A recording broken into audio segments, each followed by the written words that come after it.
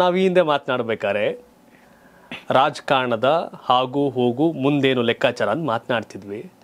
ಭವಿಷ್ಯದಲ್ಲಿ ಯುವ ರಾಜಕಾರಣ ಏನು ಎತ್ತ ಅನ್ನೋ ಒಂದು ಲೆಕ್ಕಾಚಾರ. ನೀವು ಯುವ ಸಮುದಾಯಕ್ಕೆ ಒಂದು ರೀತಿ ಸಂದೇಶಗಳನ್ನ ಕೊಡ್ತಿರ್ತೀರಿ. ಬರೀ ಸಂದೇಶ ಕೊಟ್ಟರೆ ಆಗತ್ತಾ? ಯಾವಾಗ ನೀವು ಶಾಸನಸಭೆಗೆ ಹೋಗೋದು, ಸಂಸತ್ಕೋ ವಿಧಾನಸಭೆಗೆ ಹೋಗೋದು ಅನ್ನೋ ಪ್ರಶ್ನೆಗಳನ್ನ ಒಂದಷ್ಟು ಜನ ಕೇಳ್ತಿರ್ತಾರೆ. ಹಾಗಾಗಿ ನಿಮ್ಮನ್ನು ಕೇಳ್ತಿದ್ದೀನಿ, ಯಾವಾಗ, ಏನು ಎತ್ತ, ಈ ರಾಜಕಾರಣದ ಏನು ಅಂತ? ಆದಷ್ಟು ಬೇಗ. ನಾನು ಲಾಸ್ಟ್ ಟೈಮ್ ಕೂಡ ನಾನು ಹಿಂದೆ ಇದ್ದ ಪಕ್ಷದಿಂದ ಟಿಕೆಟ್ ಆಫರ್ ಇತ್ತು, ಆದ್ರೆ ನಾನಷ್ಟು ತಯಾರಿರ್ಲಿಲ್ಲ. ನಾವು ಯೂತ್ಸ್ ಎಸ್ಪೆಷಲಿ ಆ ತಯಾರಿಯನ್ನ ಮಾಡ್ಕೊಳ್ಳುವಂತಹ ಅವಶ್ಯಕತೆ ಇರುತ್ತೆ. ನಾನು ಆ ತಯಾರಿನಲ್ಲಿ ಸೋತಿದ್ದೆ ಅಂತ ಅನ್ಸುತ್ತೆ. ಆ ತಯಾರಿಯನ್ನ ಮಾಡ್ಕೊಳ್ಳುವಂತಹ ಹಾದಿಯಲ್ಲಿ ಇದ್ದೀನಿ. ಖಂಡಿತವಾಗ್ಲೂ 2028ರ ಚುನಾವಣೆಯಲ್ಲಿ ನಾನು ಅಖಾಡದಲ್ಲಿ ಇದ್ದೇ ಇರ್ತೀನಿ. ಇವತ್ತಿನ ರಾಜಕಾರಣ ಅಂದಾಗ ಅಯ್ಯೋ ನಾವೆಲ್ಲ ರಾಜಕಾರಣ ಮಾಡೋಕ್ಕಾಗತ್ತಾ? ದುಡ್ಡಿದ್ರೆ ದುನಿಯಾ, 100 ಕೋಟಿ 16 ಕೋಟಿ ಇದ್ರೆ ಮಾತ್ರ. 16 ಕೋಟಿ ಸಾಕಾಗಲ್ಲ, ಈಗೆಲ್ಲ 40-50 ಕೋಟಿ ಮೇಲೆ. ಮೊನ್ನೆ ನಡೆದಂಥ ಬೈ ಎಲೆಕ್ಷನ್ಗಳಲ್ಲಿ ಬಹುತೇಕ ಚನ್ನಪಟ್ಟಣ 250 ಕೋಟಿ ದಾಟಿತ್ತು ಎಲೆಕ್ಷನ್ನು. ಇನ್ನು ಸಂಡೂರು ಮತ್ತು ಶಿಗ್ಗಾವಿ ಬಂದಾಗಲೂ ಕೂಡ ವೋಟ್ಗೆ 1,000-2,000 ಅನ್ನೋ ಚರ್ಚೆಗಳಾಗೋಗಿತ್ತು. ಈ ಸಂದರ್ಭದಲ್ಲಿ ನಿಮ್ಮಂಥವ್ರು ರಾಜಕಾರಣ ಮಾಡೋಕ್ಕಾಗತ್ತಾ ಅನ್ನೋ ಪ್ರಶ್ನೆ ಎಲ್ರಿಗೂ ಕಾಡುತ್ತೆ. ಮಾಡ್ಬೋದಾ? ನೋಡಿ, ಪ್ರತಿ 20 ವರ್ಷಕ್ಕೆ ಒಂದೊಂದು ರೀತಿಯ ಚುನಾವಣೆಗಳು ಅಥವಾ ಚುನಾವಣಾ ಚಿಂತನೆಗಳು, ರಾಜಕೀಯ ಚಿಂತನೆಗಳು ಬದಲಾಗ್ತಾ ಹೋಗ್ತಾ ಇರುತ್ತೆ. ಸಿದ್ದರಾಮಯ್ಯ ಅವರು ಯಾವ ಕೋಟ್ಯಾಧಿಪತಿ ಹೊಟ್ಟೆಲ್ ಹುಟ್ಟಿದ್ರಾ? ಅಥವಾ ಅವರಪ್ಪ ಮಿನಿಸ್ಟರ್ ಆಗಿದ್ರಾ? ಅವರಪ್ಪ MLA ಆಗಿದ್ರಾ? ಇವತ್ತು ನಮ್ಮ DK ಶಿವಕುಮಾರ್ ಅವರು KPCC ಅಧ್ಯಕ್ಷರು, ಅವರು ಮಿನಿಸ್ಟರ್ ಮಗ ಆಗಿದ್ರಾ? ಅವರು ಬಂದಿದೆಯಲ್ಲ ಈ ಥರ ಒಂದು ನಾರ್ಮಲ್ ಬ್ಯಾಕ್ಗ್ರೌಂಡಿಂದ. ನಿಮಗೆ ಹೋರಾಟದ ಗುಣ ಇದೆಯಾ, ನೀವು ಜನರಿಗೆ ಸ್ಪಂದಿಸ್ತೀರಾ ಅನ್ನೋದನ್ನ ನೋಡ್ತಾರೆ. ಈ ಹಣ ಕೊಟ್ಟು ಜನರನ್ನ ಹಾಳು ಮಾಡ್ತಾ ಇರೋದು ರಾಜಕಾರಣಿಗಳಾಗಿರೋ ನಾವುಗಳೇನೆ. ಮುಂದೆ ಅದನ್ನ ರೂಢಿನ ಬದಲಾಯಿಸಬೇಕು. ನಮಗೆ ತಮಿಳ್ನಾಡು ರಾಜಕಾರಣ ಮಾದರಿ ಆಗಬೇಕು, ಕೇರಳ ರಾಜಕಾರಣ ಮಾದರಿ ಆಗಬೇಕು. ಸಸಿಕಾಂತ್ ಸೆಂಥಿಲ್ ಅವರು ನಮ್ಮ ಕರ್ನಾಟಕದಲ್ಲೇ IAS ಅಧಿಕಾರಿ ಆಗಿದ್ದವರು, ಅವರು ತಮಿಳ್ನಾಡಲ್ಲಿ ಹೋಗಿ ಚುನಾವಣೆ ನಿಂತರು. ನಾನು ಅಲ್ಲಿ ಕೂಡ ಹೋಗಿದ್ದೆ. ತಿರುವಳ್ಳೂರ್ ಅನ್ನುವಂಥ ಒಂದು ಕಾನ್ಸ್ಟಿಟ್ಯೂನ್ಸಿಯಿಂದ 6 ಲಕ್ಷಕ್ಕೂ ಅಧಿಕ ಅಂತರದೊಂದಿಗೆ ಅವರಲ್ಲಿ ಗೆದ್ರು.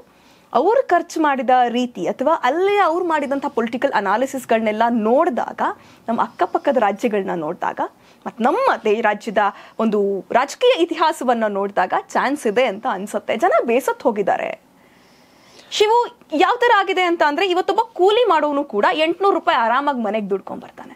ಇವತ್ತು ಜನರಿಗೆ ಬೇಕಾಗಿರೋದು ಘನತೆಯ ಬದುಕು, ನಮ್ಮೊಟ್ಟಿಗೆ ಯಾರು ಸ್ಪಂದಿಸ್ತಾರೆ ಅನ್ನೋದು. ಒಂದು ಕಾಲ ಇತ್ತು, MLAಗಳು MP ಗಳು ಅಂತ ಅಂದರೆ ಅವ್ರು ತುಂಬ ಕೈಗೆ ಸಿಗಬಾರ್ದು, ತುಂಬ ಅಕ್ಸೆಸಿಬಲ್ ಆಗಿರಬಾರ್ದು ಅನ್ನುವಂಥ ಒಂದು ಚಿಂತನೆ ಇತ್ತು.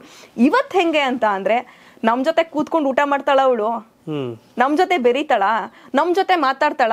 ನಾನ್ ಫೋನ್ ಮಾಡಿದ ತಕ್ಷಣ 1 ರಿಂಗಿಗೆ ಫೋನ್ ಎತ್ಬಿಟ್ಟು ಏನಣ್ಣ, ಏನ್ ಪ್ರಾಬ್ಲಮ್ ಅಣ್ಣ, ತಹಶೀಲ್ದಾರ್ಗೆ ಹೇಳ್ತೀನಿ ಹೋಗೋಣ, DC ಗೆ ಹೇಳ್ತೀನಿ ಹೋಗೋಣ, ಸಬ್ ಇನ್ಸ್ಪೆಕ್ಟರ್ಗೆ ಹೇಳ್ತೀನಿ ಹೋಗೋಣ, ಇನ್ಸ್ಪೆಕ್ಟರ್ಗೆ ಹೇಳ್ತೀನಿ ಹೋಗೋಣ ಅಂತ ಹೇಳುವಂತಹ ಒಂದು ಎಕ್ಸ್ಪೆಕ್ಟೇಷನ್ ಅಲ್ಲಿ ಜನ ಇದ್ದಾರೆ.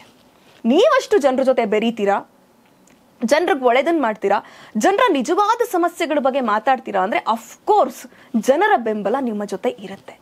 ಎಸ್, ತುಂಬಾ ಸ್ಪಷ್ಟವಾಗಿ ಹೇಳ್ತಿದ್ದೀರಿ. ಜನಗಳ ಜೊತೆ ಇದ್ರೆ ಅವ್ರು ಜನನಾಯಕರು, ಅವ್ರಿಗೆ ಅವಕಾಶ ಆಗುತ್ತೆ, ಜನ ಖಂಡಿತವಾಗಿ ಅವಕಾಶ ಕೊಡ್ತಾರೆ ಅಂತ. ಮತ್ತಿಲ್ಲಿ ಅವಕಾಶ ತಪ್ಪಿಸ್ತಾ ಇರೋದು ಯಾರೋ ಪಾರ್ಟಿಗಳೇನಾ?